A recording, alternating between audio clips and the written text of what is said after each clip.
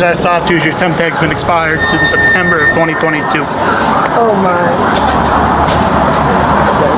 On September 15, 2025 at 2:14 a.m. a vehicle registered to a 24-year-old female was stopped for displaying a temporary tag that expired precisely 3 years earlier. The officer's first words to the driver were a simple observation. Your temp tag's been expired since September of 2022, a dry fact, a bureaucratic notation, the kind of administrative ticket that results in a fit ticket and a handshake in 99.9% of civilian encounters. That is the version of reality that should have occurred. What actually occurred is a masterclass in how a minor regulatory violation transforms into a catastrophic criminal conspiracy in less than the time it takes to brew a pot of coffee. What you are about to witness is not police brutality, it is gravitational inevitability, a legal black hole that pulls every bad decision in its orbit until the law has no choice but to collapse the entire system. Before we go deeper into what the documents actually show, make sure you're subscribed to EvidenceAxis because we don't just cover the story, we follow the evidence.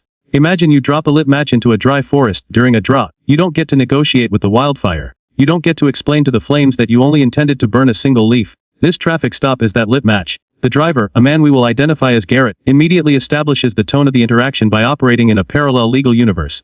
When asked for his license, he admits he possesses one but doesn't have it on his person, a civil infraction. When asked for his social security number, a request standard to identity verification when physical ID is absent, Garrett delivers a statement that should echoes behavioral analysis unit. I literally cut it up like 2 weeks ago. RRETT. Date of birth? 2000. You know your social?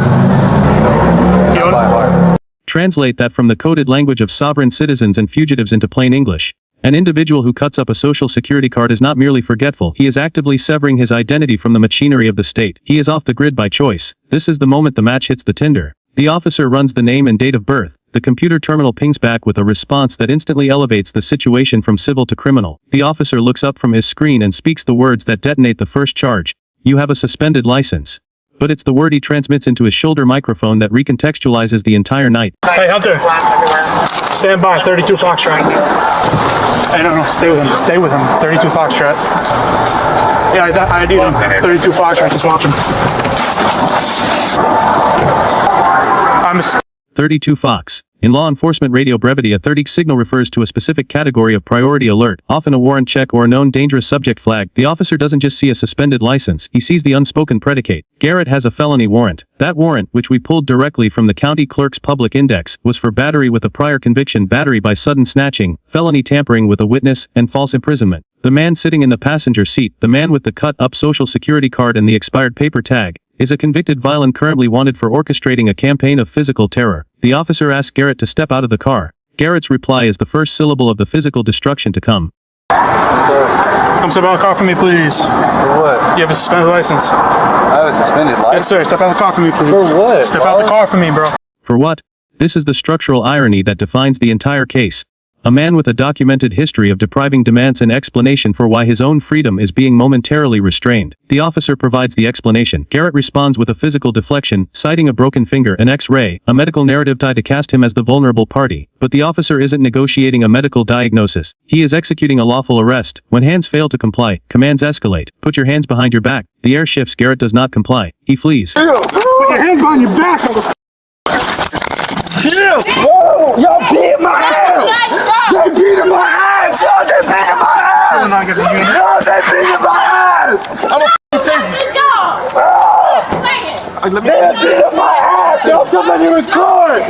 Say my trying to arrest me over a suspended license! Let us reconstruct the physical sequence using only the charging affidavit and the officer's post-incident report. Garrett breaks contact and runs. Officers pursue. A physical struggle ensues on the ground. During that struggle, Garrett's hand makes contact with an officer's taser, specifically the deployment mechanism. In Florida Statute 843-5 for that action is depriving an officer of means of protection or communication. It is a second-degree felony, punishable by up to 15 years. The officers regain physical control but only after a sustained period of active resistance. A single punch is delivered to Garrett's face. The officer who delivered it immediately acknowledges it. I did hit you in the face. No cover-up, no blue wall of silence. Just a factual admission made on body camera within 60 seconds of the strike. Over your felony warrant, bro.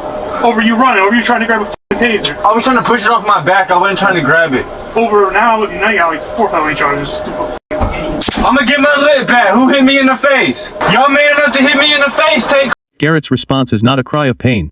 It is a legal demand for attribution. Who hit me in the face? Y'all mean enough to hit me in the face, take credit for it. The officer takes credit, the evidence is locked, the narrative is sealed. They made their choices in real time. That phrase must serve as the moral anchor for everything that follows. They made their choices in real time. While Garrett is being secured, his girlfriend, the driver, the mother of the infant in the back seat, begins her own fatal descent. She exits the vehicle. She approaches the arrest scene. She is told repeatedly to return to her car. She does not. The body camera captures her vocal cords generating a sustained high-frequency protest, a scream that is less a plea en main for the officers to abandon their legal duty. She has a baby in the car. The baby is asleep, the baby is safe, but she uses the baby as a human shield of rhetoric, screaming that the officers are inflicting trauma by doing their jobs, while her oscillation guarantees that her child will now witness a secondary arrest. The officers warn her that she is interfering. You tried to grab a gun? No, he put his hand on my taser.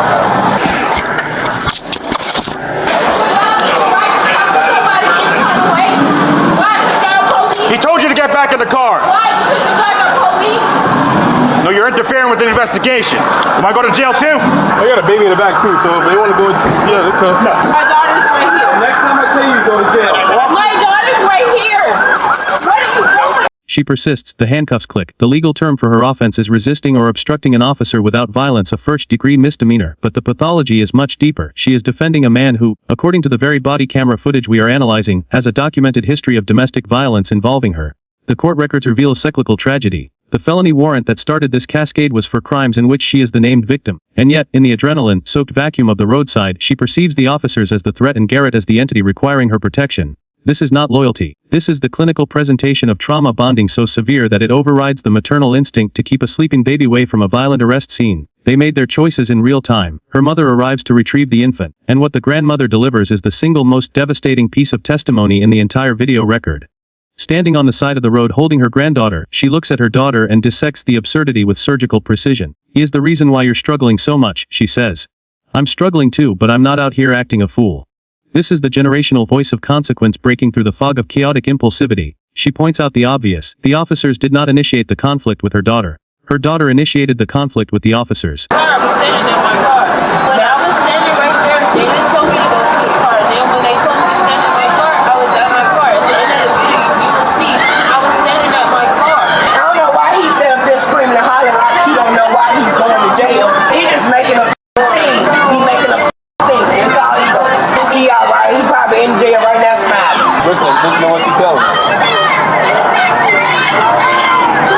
So I get back and I was back. And then they told me to go stand at my car. And that's where I was, at my car. I was standing at my car and that's where he got me from, my car.